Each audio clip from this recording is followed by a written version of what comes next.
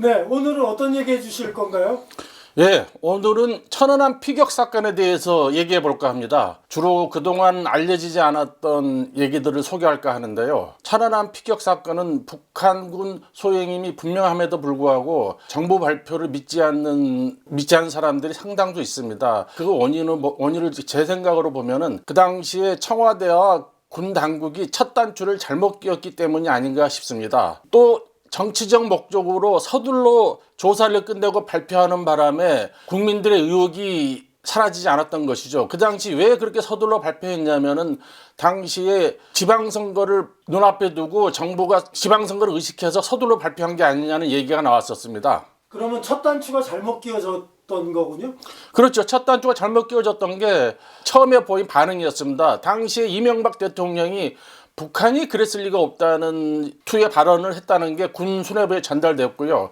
그걸로 인해서 군 수뇌부는 당황할 수밖에 없었습니다. 그래서 나왔던 것이 천안함 선체가 오래돼서 나온 선체 피로도에 의한 파괴설도 있었고 기뢰 폭파설 등 여러 가지 설이 나왔던 거죠. 천안함 피격 사건이 이루어질 당시에는 그 당시 이명박 정부가 남북 정상회담을 추진하던 중이었습니다. 그런 상황에서 천안함이 피격돼 가지고 침몰하니 굉장히 당황스러울 수밖에 없었죠. 그래서 청와대는 군부에 북한 어뢰설을 너무 부각시키지 말라고 얘기를 합니다. 확실한 증거가 나올 때까지는 그거를 너무 부각시키지 말라는 주문을 하게 됩니다. 그러다 보니까 초기 대응이 우왕좌왕할 수밖에 없게 됐죠. 이와 관련해서 천안함의 최원일 함장은 나중에 이렇게 주장하기도 합니다. 당시에 청와대가 그렇게 지시를 하는 바람에 국방부 장관은 청와대 눈치를 보고 참모총장은 국방부 장관을 눈치를 보고 그러다 보니 초기 대응이 엉성할 수밖에 없었다고 비판하기도 했습니다. 처음에 기억해보면 무슨 영상을 숨겼다 뭐 이렇게 뭐 말이 많았던 것 같아요. 예, 그것도 첫 단추를 잘못 끼운 케이스인데요. 천안함에 침몰할 당시에 영상이 딱 하나 남아있다고 발표를 하게 된다. 그게 함수, 즉 선체의 머릿부분이 침몰하는 장면인데요. 해병대 초병이 TOD, 즉 열상 감시 장비를 찍었다고 발표를 하게 되는데요. 그런데 나중에 국방부 조사본부의 조사팀이 내려가서 확인을 해보니까 그것 말고도 추가적으로 3가지 중요한 장면들이 다 녹화되어 있다는 걸 발견하게 됩니다. 첫째가 천안함이 정상적으로 항해하는 장면, 둘째가 천안함이 함수와 함이 두 부분이 쪼개지는 장면, 세 번째가 마지막 선체가 침몰하는 장면, 이렇게 3가지가 나오게 되거든요. 그런데도 불구하고 그거를 발견하지 못했던 거는 그 당시에 녹화 장비가 최첨단이었죠. 그 당시만 해도요. 그러니까 초병이 영상 녹화를 눌렀을 때 동시에 백령도를 지키는 유교단 본부에 있는 그 녹화 장비에 동시에 이게 녹화가 되는 장비였는데 그걸 몰랐던 겁니다. 그래서 나중에 이게 자동으로 동시 저장됐던 게 발견된 거죠.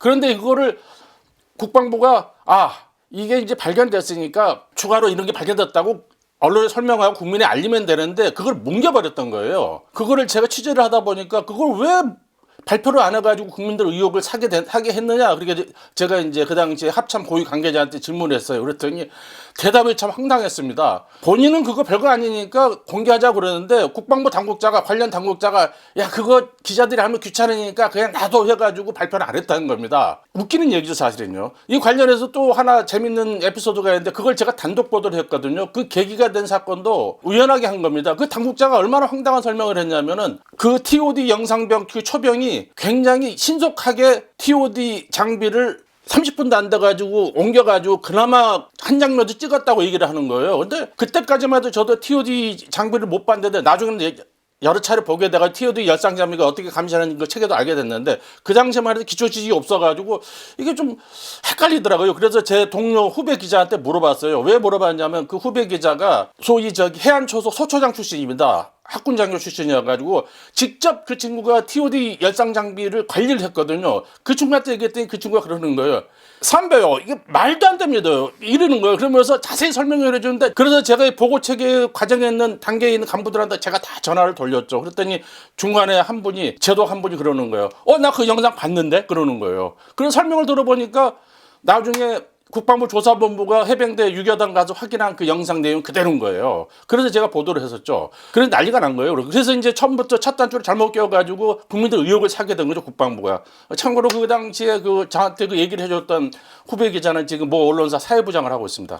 그렇다면 천안함 사건 초기에 국방부의 브리핑이나 이런 것들이 국민들의 의혹을 좀 키운 면이 있네요. 엉망이었죠 사실요. 왜냐하면은 그 당시 국방부 출입기자만 해도 출입하는 매체가 20개도 안 됐어요. 기자들 몇 명 되지도 않으니까 그야말로 오치독을 하기에는 조금 역부족인 것도 있죠. 왜냐하면 국방부가 워낙에 이게 차단을 많이 하잖아요. 그러니까 국방부 차원에서는 자기를 따르는 관리를 잘한다. 자기들이 기자들 장악하고 있다. 자랑까지 했거든요. 그런데 막상 큰 사건이 벌어지다 보니까 각 사이에서 수십 명 기자들 몰리니까 전체적으로 수백 명의 기자들이 다 모이는 거예요. 국방부 입장에서 보면은 이거 완전 사냥개들이 때로 몰려오는 거죠. 어떻게 보면 하얀의 때로 보였을 겁니다. 그러다 보니까 자꾸 대답하다 보면 거짓말하는 게 자꾸 드러나는 거예요. 나중에는 기자 한 명이 왜 거짓말을 하냐고 직접적으로 증거를 들이대면서 당국자한테 질의를 하니까 당국자가 대답을 못하고 머리 긁는 장면이 그대로 TV 라이브로 노출돼가지고 그 당시 청와대에서 그 장면을 지켜보고 있던 이명박 대통령이 열이 받아가지고 저 당국자 당연히 자르라고 하고 하는 해프닝까지 벌어졌었죠. 그때요. 그렇다면 천안함 폭침은 북한 소행이 맞는 거예요? 지금 거의가 아니라 거의 지금 나온 증명으로는 아니라는 증거를 찾을 수가 없어요. 북한 소행이 100% 맞다고 봐야 되는 게 상식이죠. 그런데 국민들이 잘 안 믿죠. 그 이유가 뭐냐면 국방부가 너무 서둘러 발표를 한 거예요. 그리고 마치 이게 100% 과학적 사실에 입각해서 발표한 것처럼 하다 보니까 국민들의 의혹이 살 수밖에 없는 게 100% 과학적 사실 입증 하나 불가능한 거거든요. 그러니까 98%가 사실을 하더라도 나머지 2%는 북한이 했다는 증거를 계속 찾는 중이다. 그리고 계속 확실할 때까지 우리가 찾겠다. 그러나 98%의 증거가 있다. 이렇기 때문에 우리가 이렇게 북한 소행이라고 말할 수 있다. 이렇게 발표를 했어야 되는데 나머지 2% 불분명한 부분까지도 마치 북한이 한 것처럼 100% 확신적으로 확신해서 얘기를 하니까 그 2%의 의문점이 자꾸 사실이 아닌 것이 드러나니까 2%가 98%를 잡아먹는 일이 벌어지는 거예요. 어떻게 보면 웹도덕 현상인데 그 2%가 98%의 진실을 가리는 측면이 있었던 거죠. 예를 들면 이런 겁니다. 그 당시에 이제 군이 스모킹 거는 중에 하나라고 했던 게 연돌 부분이 있습니다. 연돌을 하면 굴뚝으로 생각하면 되는데 그 굴뚝에서 화약 성분이 발견된 거예요. 그래서 이 연돌에서 화약 성분이 발견됐기 때문에 이거는 북한 어뢰에 맞아가지고 북한 어뢰 화약 성분이 연돌에 묻어 있었다. 이렇게 생각을 한 거예요. 그렇게 결론을 내렸지만 근데 내부적으로도 이게 이의를 제기한 사람이 있었어요. 무슨 얘기냐면은 천안함 연돌에 화약 성분이 있는 거는 천안함이 갖고 있는 함포 76mm 함포가 있거든요. 거기서 포를 쏘게 되면은 그 포연이 연돌에 스며들어가 가지고 이게 성분이 발견될 수 있다. 그렇기 때문에 천안함 연돌에서 발견된 화약 성분이 북한 어뢰로 인한 것이라고 한다면은 다른 초기함하고 비교를 해보면 된다. 소위 말해서 포항급 초기함이기 때문에 비교를 해가지고 포항함 연돌에서도 화약 성분이 안 나오면은 이거는 천안함 거는 북한 어뢰 소금인 거고 만약에 포항함 연돌에서 화약 성분이 나온다고 그러면은 이건 76mm 함포이기 때문에 증거로 쓸 수 없다. 이런 얘기가 나왔지만은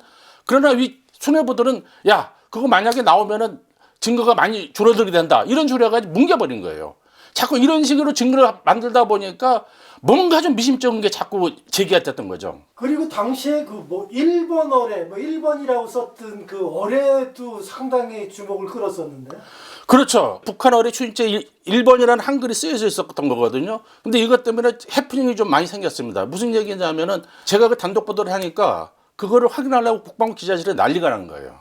근데 이게 청와대에서는 절대 이거를 공식 발표할 때까지는 설명하지 말라 그런 거예요. 그러니까 베리벨 기자들 내피실에 다 동원된 거예요. 그러는 와중에 국방부 고위 당국자가 국방부 현관을 나오니까 기자들이 우르르 몰려가가지고 일본 어뢰 맞습니까? 이렇게 물어보는 거예요. 그러면서 북한군 어뢰에서 한글 1번이 나온 겁니까? 그리고 한글 있으면 몇 자가 있습니까? 이렇게 물어본 거예요. 그러니까 고위 당국자가 시뮬레이터를 타고 가면서 마지막으로 딱 한마디만 던지고 가는 거예요. 한자일걸 이렇게 간 거예요. 그러니까 아랍의 숫자 한자하고 번이라는 한글 한자가 있는 거예요. 그러니까 한 단어죠. 그러니까 그분이 하신 말씀은 뭐냐면은 번이라는 거 한 글자가 한글이다. 이렇게 얘기를 하고 갔는데 그거를 들은 기자가 내피셜을 발휘를 합니다. 뭐 언론 매체 기자가. 그래서 어떻게 하냐면 이건 한글이 아니라 한자다. 중국 한자다. 이렇게 생각을 한 거예요. 그러면서 내피셜을 동원해가지고 기사에 상상력을 동원해 기사를 쓰게 됩니다. 그래서 나온 제목이 뭐냐면은 천안함을 침몰시킨 어뢰는 중국제 어3G 음양어뢰라. 이런 기사가 나옵니다. 중국제 어뢰는 다 고기 어자를 붙입니다. 거기다요. 그래서 그 중국산 어뢰 고기어 시리즈 어뢰가 뭐 있느냐까지 기획기사가 쓰게 되는 거예요. 또 그걸 또 다른 매체에 받아 쓰게 되는 그런 해프닝이 있었고요. 또 있습니다. 또 언론 매체는 1번이라고 그러니까 일본이 뭔지 유추가 안 되는 거예요. 그러니까 그거를 1년번에 약자다 해가지고 신문 일면에다가 컴퓨터 그래프로 칼라 컴퓨터 그래프로 해가지고 1번은 1년번에 약자다 해가지고 그림 그래픽까지 그려가지고 오보를 내게 됩니다. 그런 아주 해프닝들이 많았죠. 북한 어뢰 설계도까지 공개되면서 또 논란을 더 키웠지 않나요? 그렇죠. 왜 그랬냐면은 국민들이 하도 헷갈려 하니까 김태형 국방장관이 그때 지시를 내립니다. 야, 이거 국민들한테 직접 어뢰 실물 크기를 보여줘라. 그러면 국민들이 믿을 것이다. 그랬는데 아마 제 생각으로는 그 당시 장관께서도 어뢰가 그렇게 큰지는 몰랐을 거예요. 7.1m나 됩니다, 그게요. 그거를 인쇄할 수 있는 데는 육군 인쇄창밖에 없는 걸로 제가 기억을 하거든요. 그래서 육군 인쇄창에서 그거를 인쇄를 하게 됩니다, 설계도를. 그런데 문제가 뭐냐면은 그 설계도를 가져간 고위 간부가 있었습니다. 그 설계도를 가져가가지고 그걸 가져온. 근데 그 당국자가 잘못된 설계도를 가져가가 인쇄를 하게 됩니다. 그러니까 원래 북한군이 연어급 잠수정에서 발사된 어뢰는 CHD-02D라는 북한군 중어뢰입니다. 그런데 잘못된 설계는 PT-97W 설계도였습니다. 종류가 틀린 거죠. 그 당시에 이제 기자회견하면서 보면서 안 거예요, 이거. 야, 이거 잘못된 설계도가 화면에 나오니까 얼마나 놀랬겠어요. 근데도 불구하고 야, 이거를 지금 또 얘기하기 전 혼선을 빚고 그러니까 야, 설마 이걸 민간인들이 뭐 전문가들도 알겠냐 했는데 그걸 나중에 시민단체에서 가짜 설계도로 지적하면서 이 사건 자체가 조작된 거라고 주장을 하게 된 거죠. 근데 그 일본 어뢰라는 거 왜 이렇게 늦게 끌어올린 거예요? 사실은 쌍끌이어서는 일찍 투입했으면 일찍 끊을 수도 있었던 사건이었습니다. 천안함이 피격된 지점 500m 반경을 전부 바둑판식으로 쪼개가지고 샅샅이 이게 전부 수색을 했었거든요. 그러면서 심지어 해미레호라고 무인 잠수정, 그 당시에 첨단 무인 잠수정까지 투입해가지고 자네들을 건졌는데 서해 바다가 워낙 상황이 안 좋다 보니까 무인 잠수정 로봇팔이 막 부러지는 등 별 해프닝이 다 있었습니다. 그러다 보니까 시간이 자꾸 흘러가지고 이제는 더 이상 시간을 더 지체할 수 없다라고 이제 며칠만 더 하고 끝내자. 그러고 나서 이제 야, 이런 상태에서 발표해본들 국민들이 믿을까 하는 우려가 많은 상황까지 이르렀었는데 그때 마지막에 등장한 게 쌍끌이어선이었습니다. 그게 당시 조사단의 국방부 조사본부의 과학수사단장인 공군 대령이 있었습니다. 이분이 이제 공군 대령이 야, 우리 공군에서는 먼 바다에서 전투기가 떨어지면 쌍끌이어선을 동원해서 건진다. 이거 한번 해보면 어떠냐 해가지고 마지막으로 아이디어를 냈는데 지푸라기 잠식으로 했어요. 했는데 거기서 대박이 터진 거죠. 그러니까 거기서 건져 올린 겁니다. 그게요. 그래가지고 만세를 불렀죠. 왜냐하면 그게 나오지 않았으면은 천안함 조사 결과 발표는 맹탕으로 끝날 수밖에 없었던 사건이었죠. 사실은. 북한의 소행이 정확하게 맞는 거죠? 아직도 안 믿는 사람도 있는 것 같은데. 그러니까 제가 초기에도 말씀드렸다시피 처음에 말씀드렸다시피 국방부가 너무 성급하게 여지를 안 주고 단정적으로 발표를 해버린 거예요. 그러면 적어도 98%의 사실이 있다면 100%에 가까운 거잖아요. 그러면 북한 소행이라는 게 확실시 되는 건데 나머지 2%도 증거를 보강하기 위해서 열심히 찾겠다 하면 됐던 거를 마치 100%가 확실한 것처럼 했는데 그 2%가 의심을 사는 바람에 이게 맥도독이 돼버린 거죠, 이게요. 그럼 천안함 사건은 북한이 치밀하게 준비했던 거네요, 어찌 보면. 그렇죠. 그 당시에 이제 나중에 이제 한미 정보 당국이 이제 조사한 결과를 보면은 천안함 피격 사건이 발생하기 이틀 전인가 3일 전부터 북한군 공장 모선이 사라집니다.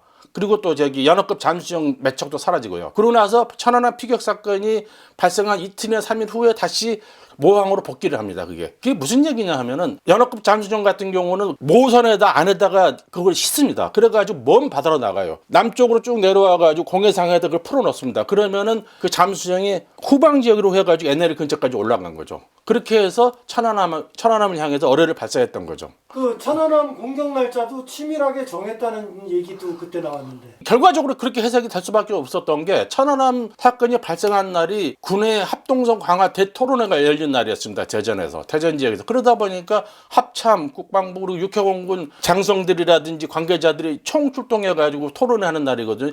그 당시만 해도 통상 그런 행사를 하게 되면 디프를 좀 세게 합니다. 모처럼 전우들을 만나야 술자리도 있고 그러거든요. 그러다 보니까 벌어진 사건이 합참의장의 만취 사건이라는 거였습니다. 합참의장이 49분 동안 천안함이 피격됐던 사실이 보고를 받지 못하는 겁니다. 이건 말도 안 되는 사건이잖아요. 그래서 언론에서는 합참의장이 그 당시에 만취해가지고 보고를 못 받았다 이런 보도가 나왔던 거죠. 감사원에서 CCTV를 다 분석을 해요. 그 만찬장에서. 그래서 합참의장이 거기서 술 몇 잔 먹는 게 잔수가 다 셉니다.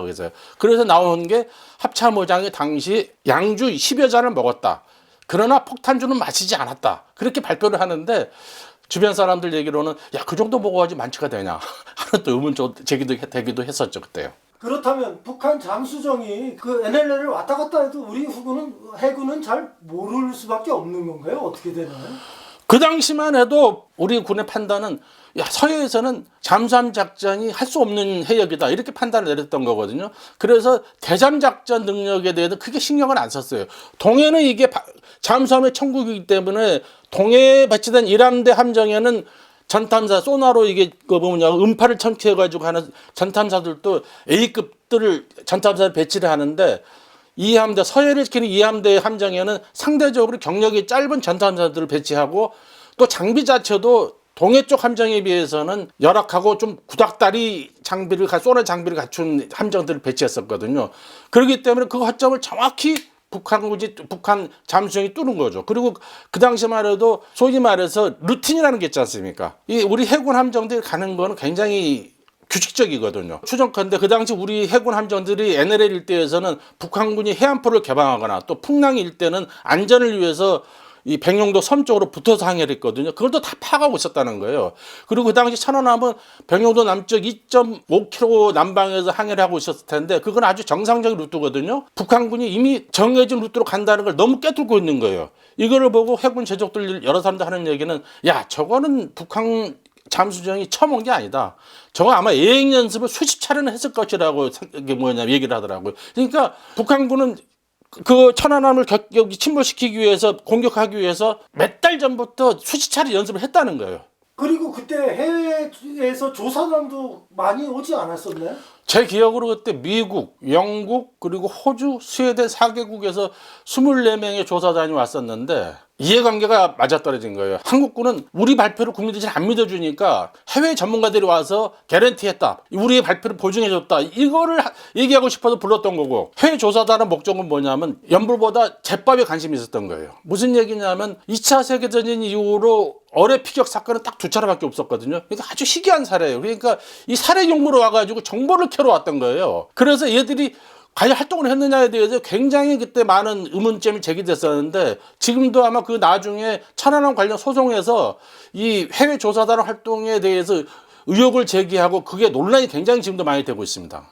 그때 일본어에 관련해서 기자님이 특종도 하고 그러셨죠? 제가 그때 여러 가지 특종을 말해서 그 당시 초기에 합동성 대토론해가지고 소위 말해서 연락이 안 되는 합참의장 지휘부가 공백 사태가 벌어진 것도 제가 단독 보도를 했었고 특히 마지막에 그 TOD 영상도 제가 군이 은폐하고 있다는 것도 제가 보도했고 마지막에는 일본어에 한글 일본어에 발견됐다는 것도 제가 특종을 했었는데 지금 생각하면 저 때문에 조사받은 군 관계자들이 무지 많습니다. 근데 여러 장군들도 무지 많았었는데 왜냐하면 그 당시 전부 보안각서를 쓰고 이게 관련된 거를 발설하지 않겠다는 각서를 쓰는 상태였는데 자꾸 이게 제가 단독 보도를 하니까 그분들 전부 휴대폰 수거해가지고 포렌식하고 조사하고 그러니까 곤욕을 치는 분이 많죠. 어떤 보도는 장관 포함해서 극히 손가락 꼽는 사람만 알 수 있는 것들이 자꾸 보도가 되니까 나중에는 조사하는 측에서 야 이거 국방장관이 얘기한 거 아니냐. 저랑 사실 그때 국방장관님하고 제가 좀 개인적으로 좀 절친한 사이였기 때문에 그런 의심까지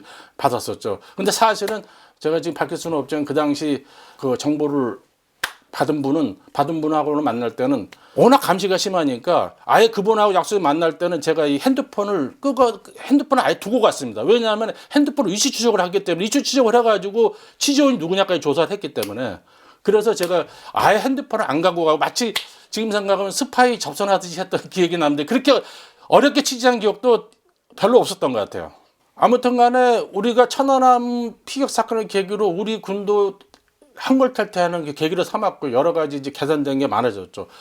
가령 서해에도 최신형 소나 장비가 투입되고 하면서 그걸 해서 발전의 기회로 삼았는데 그 과정에서 아무튼 간에 우리의 소중한 용사 46명이 희생당한 거는 정말 안타까운 일이었고 그분들의 어떤 희생을 잊지 않고 우리가 나라를 지키는 우리 군인들의 노고를 우리가 다 기억해야 될 것 같습니다. 이상 숨은 얘기 국방 B컷